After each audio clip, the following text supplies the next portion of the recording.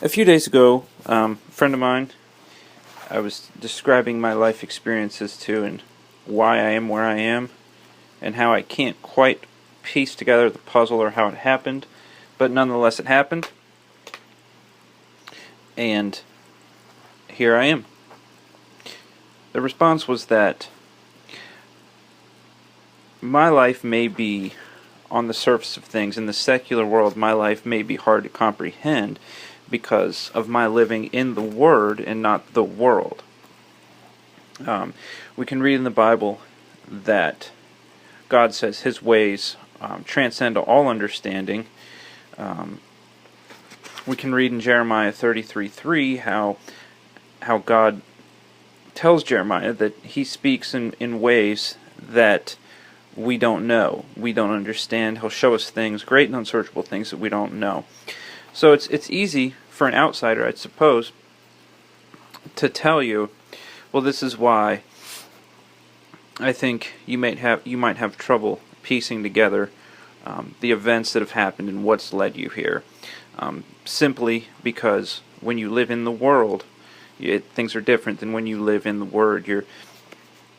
So before I get into that, this post I'm going to call The Great Separation, to take an aerial view at the two kinds of people in the world we live in today. There's those who live in the Word and those who live in the world, as we just established. Now, it's ironic to me that the only letter that separates the entire focus of one's life, can be separated by one letter, and that's the letter L. When we live in the world, W-O-R-L-D, our entire focus is on ourselves. When we live in the Word, W-O-R-D, our entire focus should be focused on the Lord. And it is ironic to see that just one letter can change the entire focus of your life. And this is also symbolic because one action can change the focus of your life. A series of actions can take rapid effect on your life, and what I've learned is that we're safer to follow in the Word and not in the world. When we follow in the world, we become part of the problem, we become part of the rat race. Every one of us can look at the world and see that it's a broken place, so why would we want to contribute to that when we can be involved in the Word, something that does not change and something that lays promise and a foundation? So if we're wondering why we're different or why things seem hard, yet we're in the Word, we can be assured that we're going the right way. If we're going with the world, we're running after our tails, we're chasing the wind. Now, how can we make the transition from being a worldly follower to a wordly follower? Well, the first step would be in Romans 10:13. Everyone who calls on the name of the Lord will be saved. We can also read that in Acts 2:21.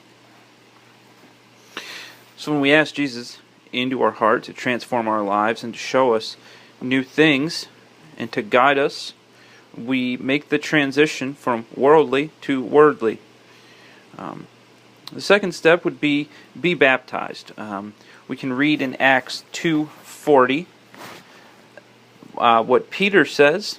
He says to be baptized and saved from this corrupt generation.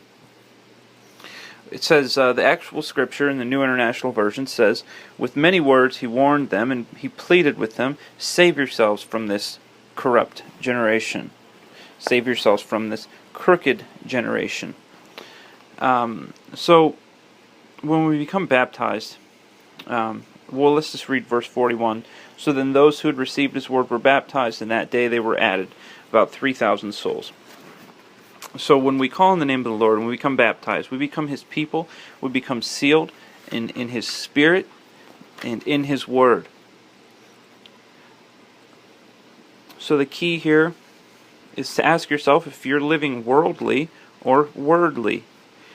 Just know that there's a fine line, and it's not so much what you can get away with that will dictate what side of the coin you are, what side of the line you fall on, but more so is Jesus in your heart? If He's in your heart and in your mind, and you're allowing Him to transform you, then you're living in the Word. If you are a wayward soul, following your own selfish desires and always longing for more, there's a chance you might be in the world. That's all I got for now.